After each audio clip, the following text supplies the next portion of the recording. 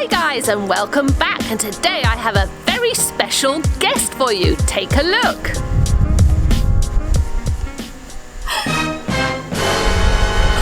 Isn't that crazy? But moving on, today we've got an amazing interview with Melinda, and she's going to be telling us a little bit about herself and also going to be telling us some things about when we go back to program, so don't miss it. We're also going to be doing some wonderful milk art, we're going to be talking about imagination, and we're going to have our fun fact of the day. So let's get on with it.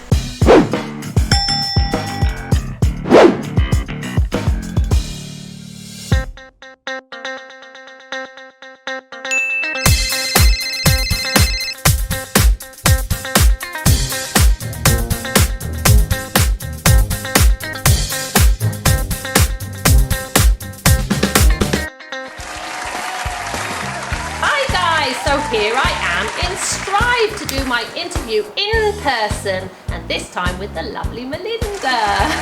Our wonderful administrator, and I know you're all going to be so excited to hear what she's got to say. So hi Melinda! Hi Maria! Hi everyone! We miss you guys! Hopefully we'll see you soon! Yes. How are you? I am great. It is a beautiful day out, and fall is my favorite season, so I'm very excited that we're starting to transition into my favorite time where it gets a little more chilly and the leaves start to turn, so it's a good day. It is a good day. Yeah. Now, can you tell me what your full name is? My full name is Melinda Jordan Iannarone Garrity. Oh my goodness, that's a long name. It is a long name. And the next question was if you're married. I am. So my husband's name is Larry. He comes around. I think quite a few of the members have met him before. And we also just got a puppy. His name is Otis. I'll be happy to show everyone his picture when he comes back, when everyone comes back, so you can see him. And where were you brought up? Where did your parents come from? So my parents, I was born and raised down by the beach, which is very exciting. So summer is my other favorite season. So I was born and raised by the beach down in Bricktown. So a lot of my family still lives down there. But I've come to love both being down by the beach, but also being in Bergen County and being in northern New Jersey, because I love being by the city too. Yes. Yeah. Okay. Now, I wanted to ask you a question. What did you want to be when you were a little girl growing up? What did you aspire to be or to do? Or what did you dream of? So, ever since I was a little girl, helping people has always been something that I wanted to do. I had studied to become a lawyer, actually, and then I took a college class that was working or focusing on interviewing children, and I fell in love with it, and my career completely changed there, and I wound up coming into the field that I'm in now and working with individuals who have special needs and being in a helping position. It's always been something so much more to me than a career. It's my life and it's my passion. So even though I had started with the idea of, as a little girl, wanting to be a lawyer, just transformed into something so differently, which I love. Yeah, you're so lucky to have found something that you love and you're able to work. Absolutely. When you come to work every day and you love what you do, it's not really work. It's your passion. It's fun. It's new. It's exciting, and I get to experience that every day in working with all of you and working with our members and our staff and our teams, and it makes coming to work something to look forward to even in the middle of a pandemic. And change is hard and can be sometimes make you nervous, but the lovely thing about change is it lets you try something different. And with change comes good. And I think that even though things will be different and we might not be able to see all of our friends on the same days when we come back, and we might not get to see all of the same staff that we're used to seeing, there's going to be a lot of exciting things that we're coming into here. For example, a little sneak peek, my Strive members, everyone gets their own locker when they come back. So that's going to be exciting. That's really exciting. Yes, it is. So it's going to be changes like those that are different than how it was before at Strive. Now, if you could have dinner with anybody living or dead, who would it be? I would have to say that it would be my grandmother.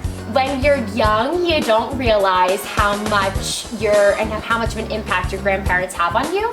And now that I'm older and, have become the woman that I am, I would love to talk to her about that and to hear some of her advice and to learn more about who she was. My grandmother died when I was young, about 12. So it was right at that age where you really start to have and build a strong relationship with your grandparents. Yeah. And both of my grandmothers were great cooks. Mm-hmm. So I'd want to not only have dinner with them, but I'd want to cook dinner with them, which would be fun, kind of start to finish. Yeah. So I'm sure they're looking down on you. Absolutely. I have no doubt. Okay, so I'm now going to ask you a few would you rather questions. Okay. Just very quick.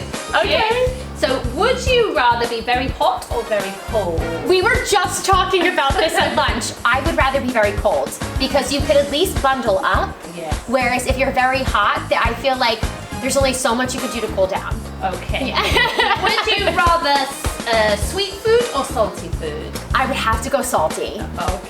Okay. Would you rather jazz music or heavy metal? I would rather jazz music. Sorry, Jared. Would you rather romantic comedy or action? Okay, I like both, but I am also a rom-com junkie, so it would have to be romantic comedy. Good. Okay. And would you rather Mickey Mouse or SpongeBob? Mickey Mouse, hands down. One of my favorite cartoons growing up was always Mickey and Minnie, and Minnie Mouse is I still have some little things, Minnie Mouse, even as an adult. So definitely Mickey and Minnie. Okay, and the very last one, would you rather surf on the sea or surf on the internet? I'd rather surf on the sea. So that's it. Okay. Thank you so much for coming in and being interviewed. Thank you so much for taking the time to interview me. You're more than welcome. I'm sure everybody's going to really enjoy the interview. So, thank you everybody for listening. I hope you enjoyed the interview. Wasn't it so fun to listen to what Linda had to say? So, I hope you enjoyed.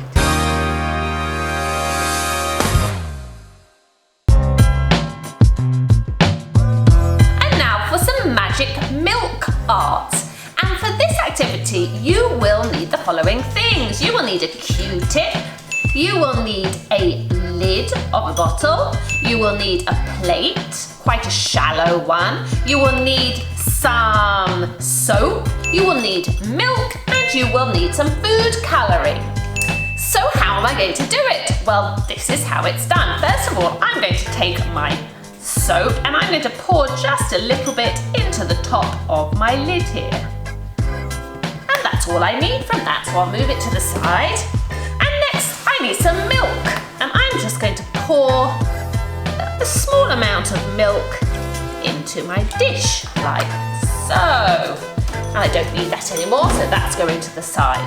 Now I'm going to take my colours. I'll start with the red, and I'm going to do a few dots of red. Now, doesn't that already look beautiful? And now I'm going to add some blue.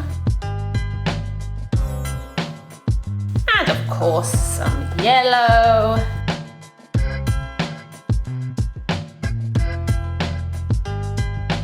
Now already that looks very beautiful, doesn't it, guys?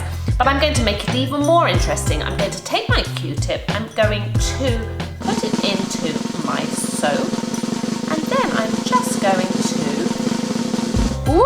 put it into the milk. And did you see what happened? Wasn't that fabulous? If I stick it in again. Okay, I am just experimenting a little bit with that. But you saw how at the beginning when I pushed it into the milk, it made that fabulous reaction.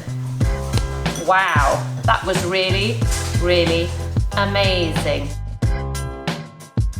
Now you can just really play with it and move it around, and you'll see that all the colours are moving into each other, and it really is quite a beautiful thing.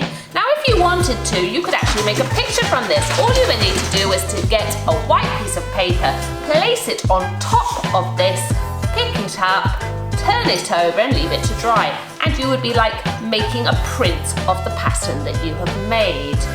So It's very easy, it's very simple, but it really is wonderful. Have a go and see if you can do it too.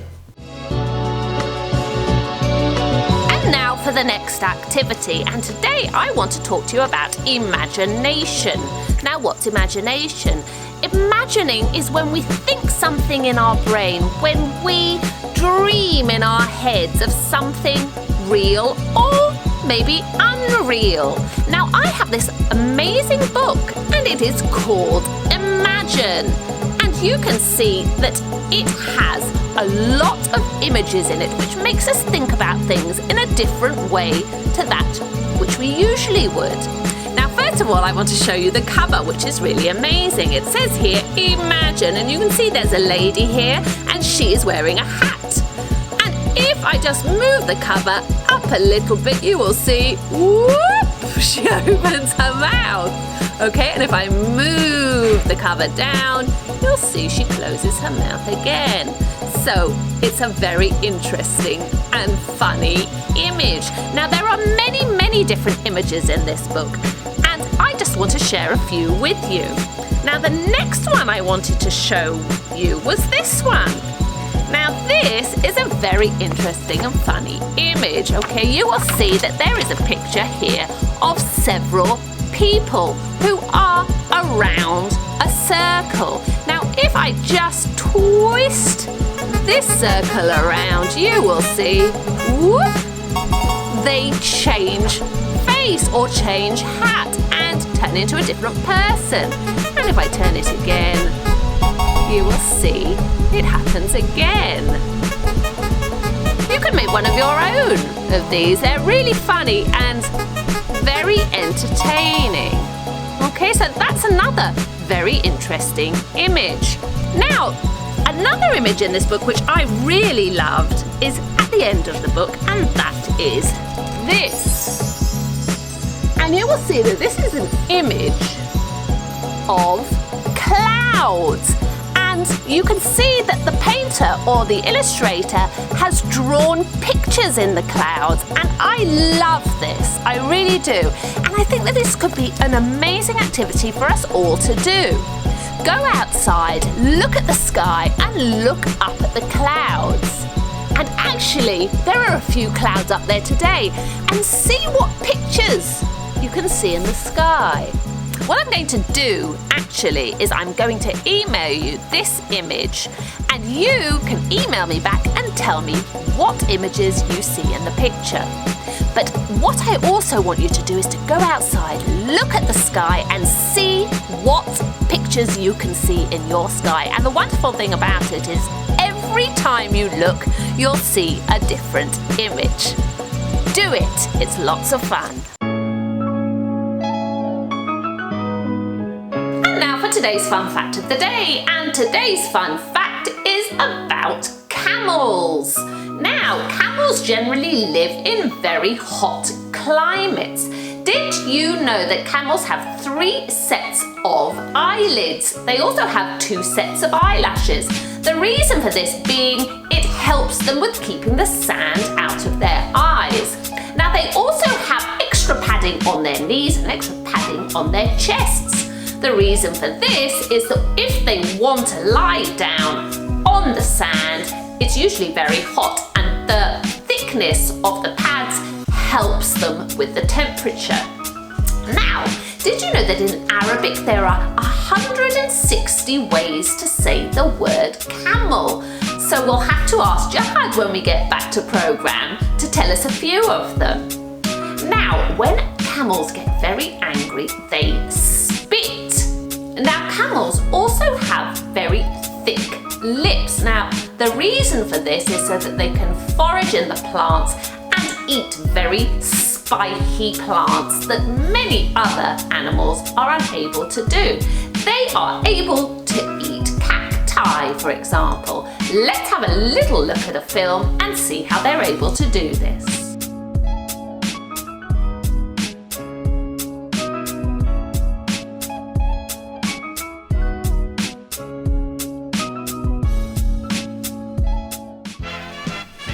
Okay guys, that's it for today. I hope you enjoyed all the wonderful activities. Won't be long now until we're back to program.